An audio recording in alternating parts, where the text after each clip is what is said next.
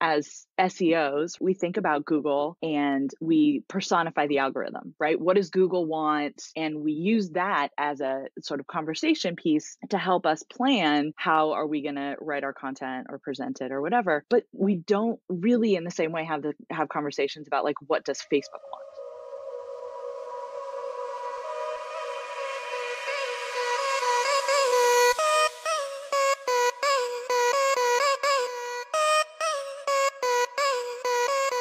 This is Time for Marketing, the marketing podcast that will tell you everything you've missed when you didn't attend the marketing conference.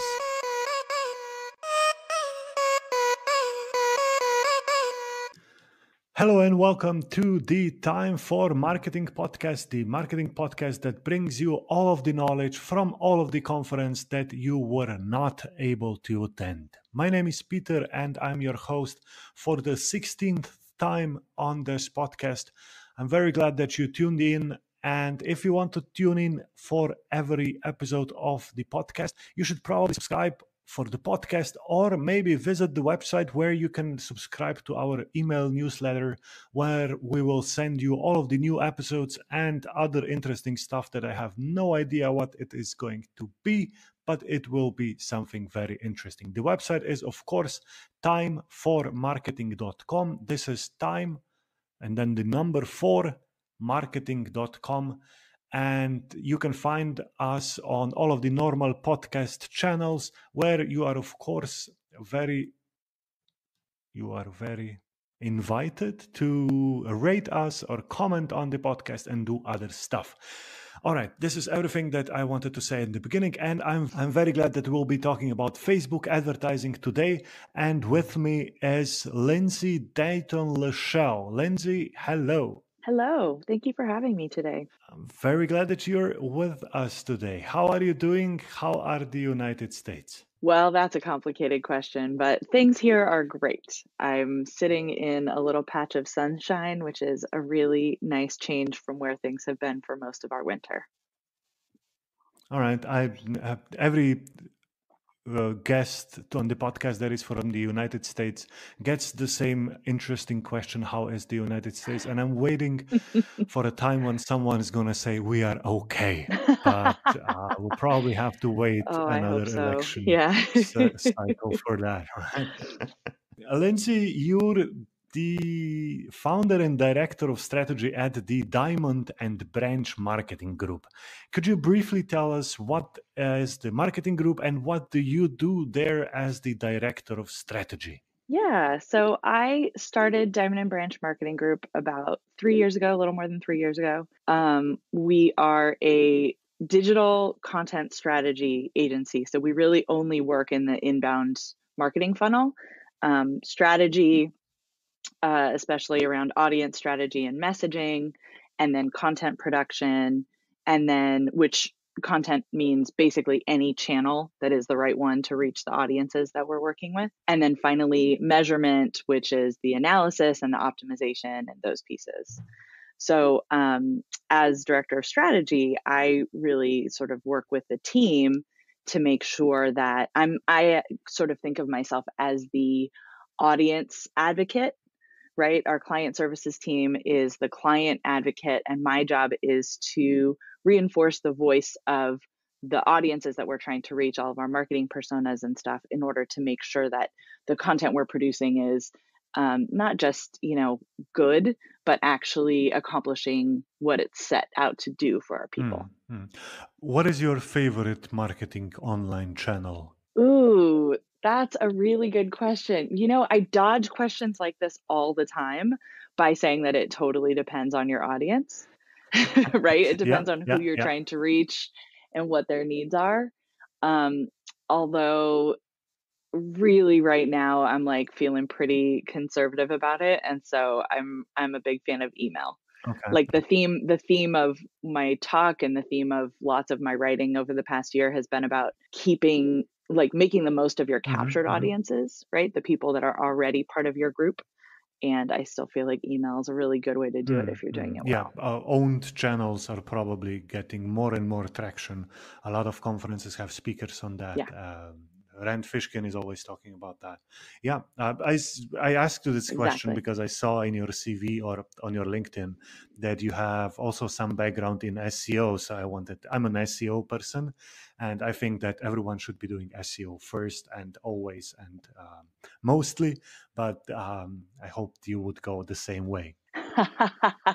Do you know, I do appreciate SEO, and we end up, between content and analysis, we end up doing quite a lot of SEO at Diamond and Branch. But Rand Fishkin's talked about this a lot too. Like I trust Google less than I have maybe ever, because I was doing SEO a long time ago, back before you could really feel good about it. And since like at least at that time, Google was pretty predictable in terms of what they were trying to accomplish. Now I feel like if you're going to predict what Google's going to do, it won't be good for us, right? If they keep going in the direction they're going, they're just going to take more and more of the traffic that's built on content that we provided them. And that ain't cool, man. But they're just, they're just doing what everyone else already has done, Facebook and Instagram and everyone else. And this is something that you also spoke about in your presentation that you had at the Search Love 2019, where you had a presentation that was called "Don't Let Facebook Grind You Down: Strategies for Results Regardless of Your Ad Budgets." Were you able to go and see other speakers at the Search Love conference? How did you like that? I did. I saw almost all of them. Not everyone, but almost all of them. And so, yeah, I was super excited to see Ross Simmons. He always has great sort of approaches. I love the very structured way that he approaches his content strategy. And then I forget her last name, Nadia from Venngage, had a really fascinating talk. I think honestly, the one that's going to impact my work the most was Heather Physiok, because hers was a very client management sort of how to set up. The title was how to stand up an SEO program for your client, but really it was about a really smart onboarding process to make sure that whatever you did set up with them turned out successful. And it immediately changed the way that we do things at Diamond and Branch. So it was really, really useful. All right. I wrote down all those names. I've already invited Nadia to be a guest on the podcast. So thank you for all of the great ideas. Before we go into your presentation, we will, of course, add a link to your presentation, to your slides, to the podcast notes. And I really urge everyone who's listening to go and check out the presentation. You're a dog person, aren't you? I am a dog person. Yeah, I have one old dog and one puppy. And they are a big part of your presentations. Yeah. That sounds like a very fun. I feel really sad that I wasn't able to see that live, how that works in your presentation. Yeah, they're also a big part of our work. Both of the puppies are in the office with us every day. So Great. they're part of the team. Okay. All right. Enough chit chat. Let's go to your presentation. Lindsay, these are your 5 minutes to tell us how not to get grinded down by Facebook. All right. I'll just do something with that. These are your 5 minutes. No. Thanks.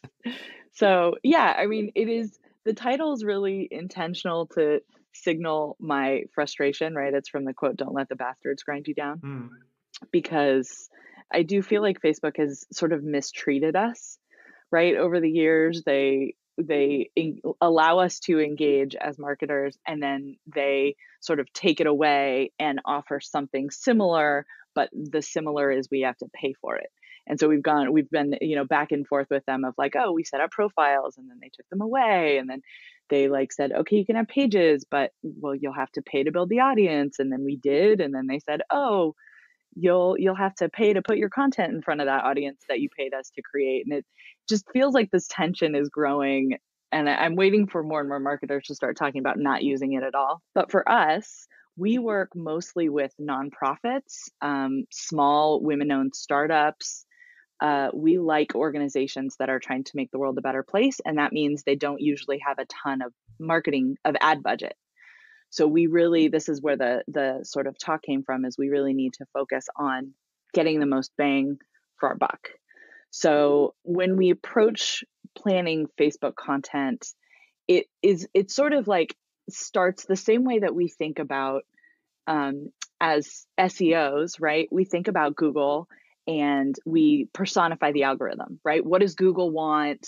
And we use that as a sort of conversation piece to help us plan how are we going to write our content or present it or whatever.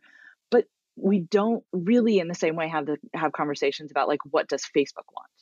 Right. And so I started to talk with this sort of context of like, keep your eye on the prize, right? As a content creator for Facebook, don't forget the thing they want is more people on their website for longer, creating more engagement so that there is more ad inventory so that they can make more money. So as much as we can align our content creation with those values, we'll see better results, right? It's cynical, but it's still true, right? At the same time, we talk all the time about searcher intent when they go on, Google to throw in their keywords, but we don't really talk about what a Facebook user's intent is. And so I think that if we took those two sort of positions as guidelines for when we're creating our content strategy, it will make it easier for us to create content that will really help meet our clients' needs or our organization's needs. So once we sort of have that context, then I think there's three sort of strategies that we focus on that we think help us really get the results that we're able to get. So the first is that we don't use Facebook numbers, Facebook metrics in our KPIs. I believe the data they give us about reach and engagement is really, really useful in terms of comparing which of our posts are more successful. But those things aren't they don't have direct benefit to our clients. And when Facebook reports on things like clicks or landing page views, it doesn't really make a ton of sense to me because we're using, analytics or HubSpot or, Shopify or whatever to track our conversions from other sources. So I don't know why, for us, it's like keeping apples to apples and relying on those same platforms to tell us what converted from Facebook. So we don't really use Facebook numbers at all. We do focus on very well thought out audience driven content. And then the third element is really just about making the most of your captured audiences, right?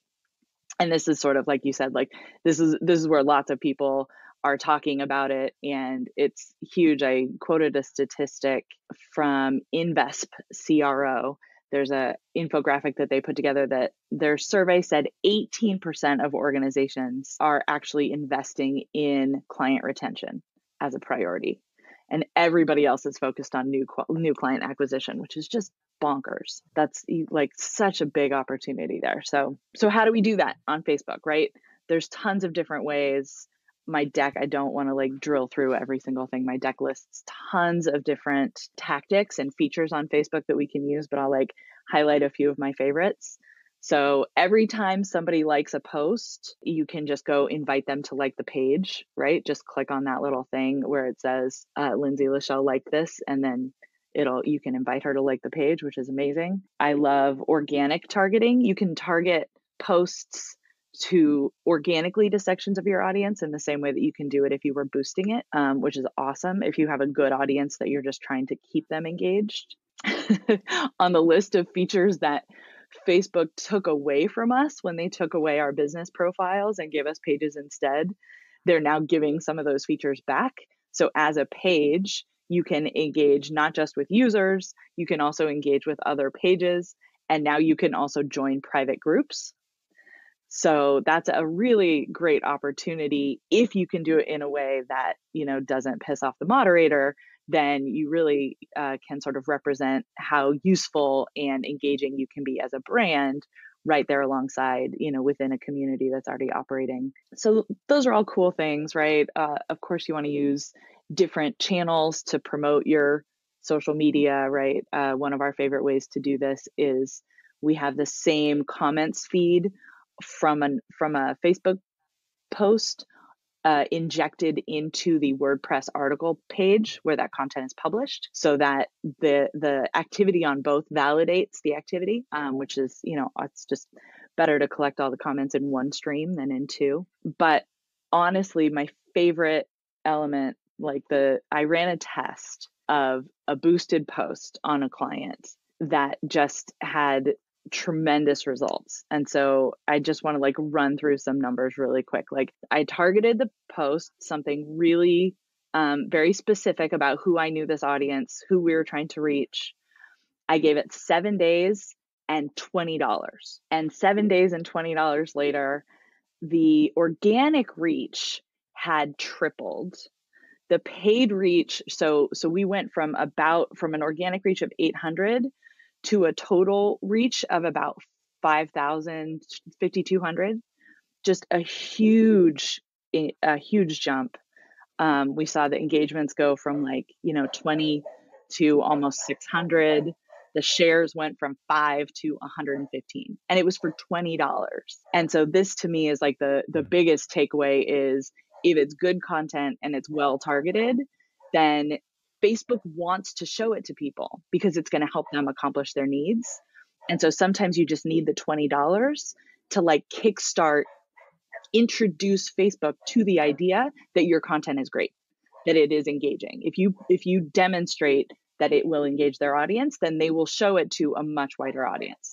So it's just a huge opportunity to take advantage of, I think, boosting posts, even 2 posts a month at $20 each. If it's good content, well targeted, can go a really, really long way. That's the takeaway. Sorry about my dog barking right through the meat of that. That's all right. They also want to be a part of that. Yeah. And they're not really. So I'll just probably let that in. That's That's Waffles. That's the old dog. That's the old one. Waffles. All right. Waffles. Yeah. I like food. I like sweet food. And for all of the listeners, as you mentioned, you only mentioned a couple of very specific strategies in your presentation. There's loads more. I think there's 25 of them that are really interesting, and you should, if you are listening to this, you should take the time, stop whatever you're doing, open the podcast app, and go and check that presentation. A couple of things that I really liked in your presentation, from what you've told us. The Google Analytics versus Facebook Analytics. We just had the debate on how to get those numbers show you the same results. But at the end of the day, we got to the conclusion, you don't want to do that. You just want to have Facebook to compare the ads, and then just have Google Analytics as your basic analytic tool. Yep, absolutely. Absolutely. Right? I mean, no tool is perfect, but our approach is just, if we're relying on analytics to tell us about our conversion from all these other sources, why wouldn't we also rely on them to tell us our conversions from Facebook? And if you understand the conversion windows and all of the days and all of that specifics of every tool, then you're okay understanding that. Yep, absolutely. The other were joining comments from Facebook and blog posts in one feed. I was always against that, because I always had the feeling that if we add the Facebook comments on the web page, they're not going to be picked up by search engines, and they're not going to give us that sweet user-generated content that we like to do. Is there a way to circumvent that and do it in a good way somehow? We haven't seen the existence of comments on our articles. And there's one specific client that there's a tiny little case study in the deck, but I'm talking about client B in the deck. We haven't seen comments change our organic opportunity on these articles at all. So at least in this case, and part of that might be that we have a really localized audience, right? It's San Diego County. But in the end, we feel like we gain more because Facebook is such a great awareness channel for this client. We gain more by using that feature to draw people over to our Facebook feed than we lose by not having that content on the website. And you're probably right, because if you don't really have 20 sentences in every comment that has really specific content, then if you get even if you get 20 short comments, they're not going to add so much to the content on your webpage, but 20 comments on Facebook Yeah. is going to increase your engagement. So that's a very good idea. And maybe I was Yeah. looking at the whole thing a bit wrong. Well, I Yeah, think it yeah. depends on your audience, right? It depends on Mm, even the strategy behind your SEO, because the truth is our articles are a secondary sort of SEO strategy. That is way more, or is a secondary conversion strategy, right? For this client, the mhm, mhm. articles are really about an ongoing, it's a standard inbound sort of model, right? Where it's like an ongoing Right, right. engagement around the brand, but our SEO really needs to be on point for the conversion pages, which are completely different search, a completely different use case. Yep. Okay. 22 minutes in. I think this should be enough for our today's podcast. Lindsay, thank you very much for being with us. Do you have any other future speaking plans? And if not, or if yes, where can people find you on the internet if they feel they would like to talk to you?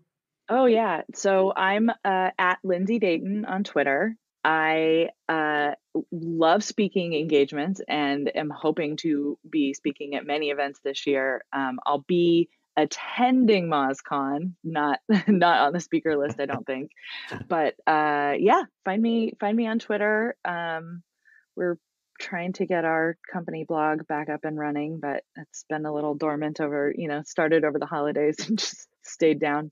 Right, right, But right. but yeah, I'll be at least there and probably at InnoConf in New Orleans in April, and then I'm hoping for Brighton in the fall. Brighton, that's somehow Brighton is the conference that comes up so often on this podcast. I've been myself, and a lot of other speakers spoke there or have just been there as participants.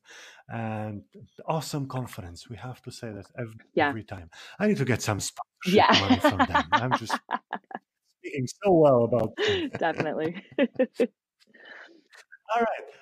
Lindsay, thank you very much for being here and go and enjoy your southeastern US sun. Southeastern US Southwest, sun. Yeah, that's great. sunny San Diego. Southwest, sorry. That's okay. I'm just really bad with the parts of the, yeah, I'll just, Oh yeah, yeah, no idea. prepositions are hard. Yeah, It's okay. that is true. I'll go and enjoy my Slovenian evening. And that's it. Thank Cool. you very much and have a Thank you great so much day. for having me. Bye bye.